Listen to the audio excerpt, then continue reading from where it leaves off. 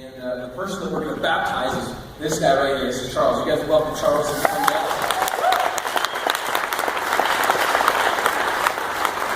Charles, we met 1.5, 2 months ago, and I want you guys to hear just a little bit of Charles' story because it's good. It just kind of fits. It fits Christmas. It fits what we talked about tonight.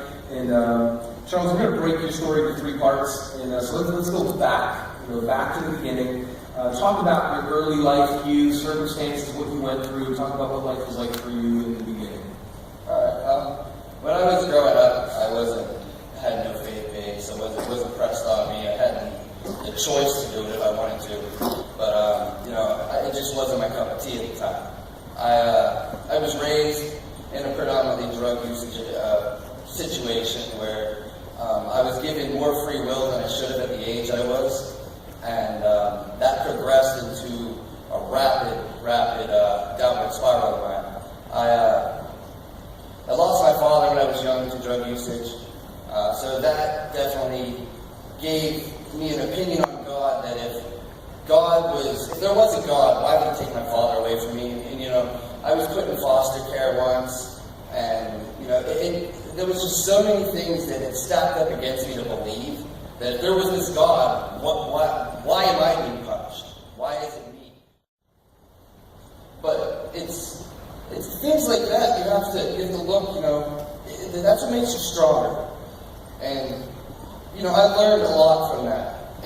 But because of that pain built up so deep inside me that it hurt even more, and I needed to cover it up, and I needed to find a way to figure out to numb the pain. I had so much turmoil on me that it was just so overwhelming that I needed to hide, I needed to isolate, I needed to get away. That was I graduated high school, I got good grades, but I didn't apply myself, I didn't go into college, I stayed in the party. The party was my life. I loved the chaos, the mayhem, the blue lights flying behind me, that gave me an adrenaline rush, and that's sick, but that's addiction. And, that was like my childhood growing up. Charles, you said, I love you talked about what you said, that you had always heard growing up, you heard people say that God was good. Okay, with your experience, your dad died of an overdose when you were a young boy. When you looked around and you didn't see it, how did that cause you to begin interacting with God as a young man, young child? When, like I said, because of all this negativity that was in my life, I just didn't believe. I had resentments towards God to the fullest. And when I got into the program that I'm in right now, a couple weeks ago, an epiphany came upon me that if I didn't believe, how can I have a resentment towards something that isn't real?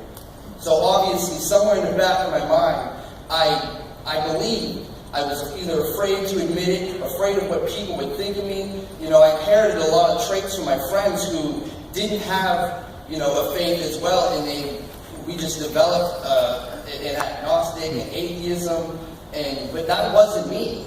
And I believe that now because, like I said, how can you resent something that isn't, that you don't believe in?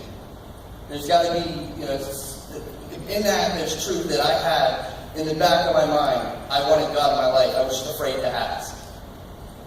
So as a junior high school guy, you're the guy that, if I'm your friend, I know I don't bring up God around Charles. Because Charles isn't going to appreciate that. You're a devout atheist. God does not exist. You're the guy that's arguing, looking to pick fights to argue about that. And I love, you just said it.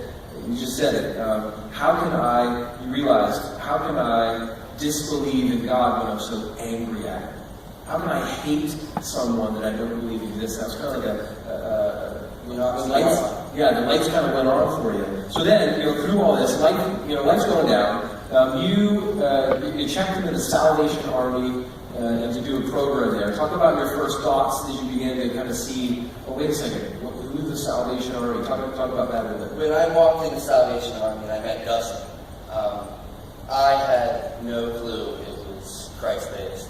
And when they told me that, my eyes rolled in the back of my head, and I'm thinking 3 days, and that's it. I'll finish my detox here, and I'm out. And after 4 or 5 days, I gave it a chance, and it it grew on me. You know, I've seen the point they put in my head was, what I've done so far got me where I'm at. Why not give it a chance? And if there's any people on the ladder that let it run its course, because it's doing great things for me. That's cool. So you check in the Salvation Army program, have a sense that you're not going to make it. You said you, in the Salvation Army program, you've been to other programs, but this one felt different. Tell me about that. The difference was, I admitted myself into this rehab. Other times I was court ordered, I was brought on by the circumstances of my actions, and it was never wanted. All it did was delay my using. When I was in jail, I had some free time, I got clean, but when I got out, I knew where I was going. When I went to a court-ordered rehab, in the back of my mind, I knew when I got out what it was. I was not done.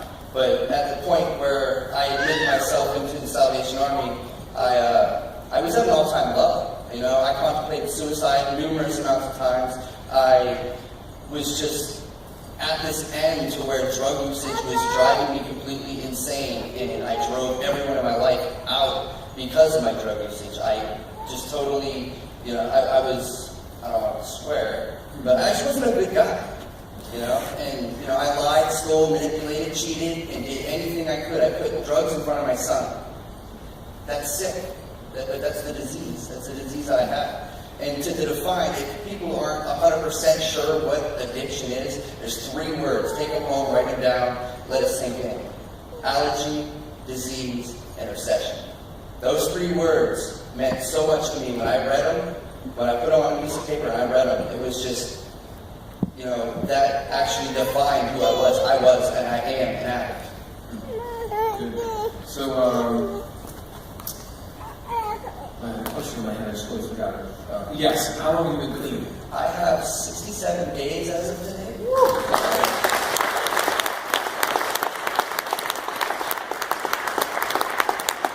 So that's 67 days and counting. And counting. Okay, so we passed, present, now it's the future. So now, since being in the Salvation Army, come here, you place your faith in Jesus to wash you clean. You've done some stuff, just like the rest of us had, but Jesus, because of his death, sacrificial death, has washed you clean. You're his now, forgiven and adopted into his family, and God's put you on a new path. Talk about your future. Where do you have a sense that God's calling you in the days ahead? My future, I'm originally from Youngstown, Ohio, and my future's not there. There's nothing but death and destruction there. But I'm planning on coming here to Akron University to get a degree in chemical dependency and psychology to help kids, because I want to make sure that these kids out here are in predicaments that I was in, and if I can save one person, if I can plant a seed in one kid's head, even if it doesn't work right now, but they know later on they might embellish on that that would mean so much to me, because there's just so much usage at a young age right now, and me being at the age I am, I can relate. I've had counselors that didn't go through addiction. I've had counselors that told me, why can't you just quit? I understand you can't just quit. I understand it's a process, and I can relate to these kids, and that's my main goal. I feel as if I'm sent here to save, not save, but at least help for 1 day, 2 days, 3 days, maybe even their life, just a little bit. And if that helps me, help them to give back what people have been giving me recently and what God has given me, then that's all I need. It just sounds like something that is all, God just might be up to that. To take a former addict who was stuck, couldn't get out, doing things that was destroying his own life and the lives of people around him, and turn him around, and then send him off into a future to rescue and to join God in helping rescue other people that are in a similar spot. So, Charlie, we're excited to have you among us in our body. We're excited to baptize you tonight. Is just a picture that in Jesus you've been washed clean, down into the waters. Jesus took your sin there, and you come up washed, clean, forgiven, cleansed, Son of God, with a future that he's going to lead you into. And that's what God does. He takes us where we're at. He wields his power and his wisdom over us, and he turns us into something. So we're gonna watch you as He turns you into whatever it is He wants you to be. Whatever it is, keep following. It's going to be good. I got one more thing to say. I couldn't have done this without the support that I have. If everyone that's here with me, my support team, if they can stand up, I just want to commend you guys. Everyone in this front row, everyone up there.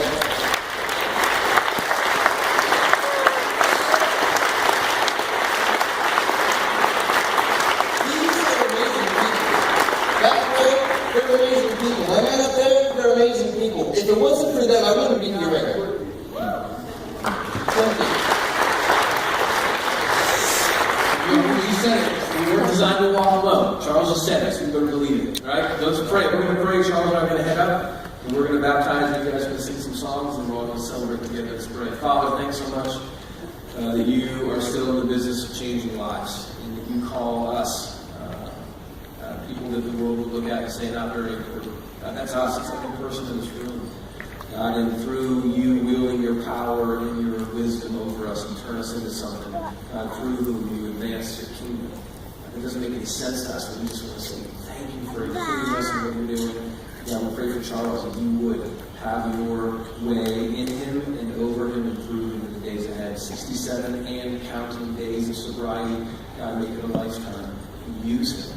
God, use him to do the things that you long for him to do. In Jesus' name.